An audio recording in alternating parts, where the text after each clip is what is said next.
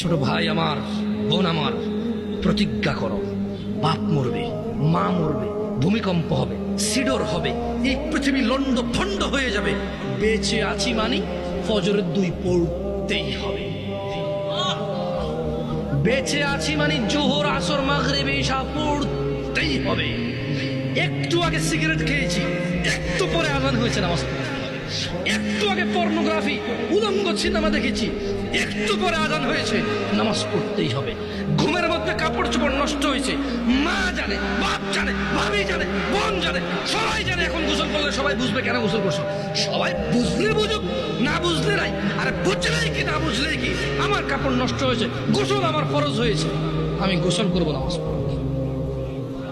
রাতে আমার ঘুম আসে নাই, বন্ধু বান্ধবের পাল্লায় পড়ে সারা রাত বসে বসে উলঙ্গ ছবি দেখেছি, যা অত্যন্ত ঘৃণিত এবং যা আমার জীবনকে তছনছ করে দেবে, যা আমার জীবনের বরকত নষ্ট করে দেবে, যা আমাকে লাঞ্ছিত অপমানিত করবে, এমন অপরাধে লিপ্ত ছিলাম। কারণ এই জানাবে বিচার যে করবে, যে জানার সাথে জড়িত, সে অপদস্থ হবেই হবে। আপনি আখিরাতে তার আছেই। এই একটাই অপরাধ জানাবে বিচার, একটাই অপরাধ অশ্লীলতা, যেটা শাস্তি আল্লাহ দুনিয়াতে দিয়ে দেয়।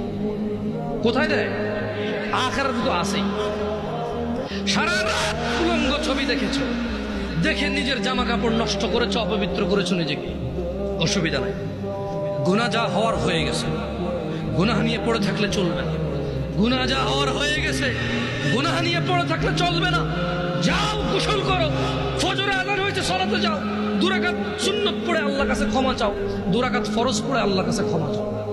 আর দেখবা না, প্রতিজ্ঞা করো, আবার দেখে ফেলেছো, অসুবিধা নাই, জোহরে আযান হয়েছে, যাও মসজিদে যাও, গোসল করো, 2 রাকাত নামাজ পড়ো, আল্লাহর কাছে ক্ষমা চাও, প্রতিজ্ঞা করো, আর দেখবা না। আবার দেখে ফেলেছো, অসুবিধা নাই, পরের ওয়াক্ত আযান হয়েছে, যাও মসজিদে যাও। কারণ মনে রাখবা, সকল অপরাধ গুনাহ, নামাজ যদি ছুটে যায় কুফরিয়া শিরকি হয়ে যাবে, ছাড়া যাবে না নামাজ। আমি কি বুঝাইতে পেরেছি?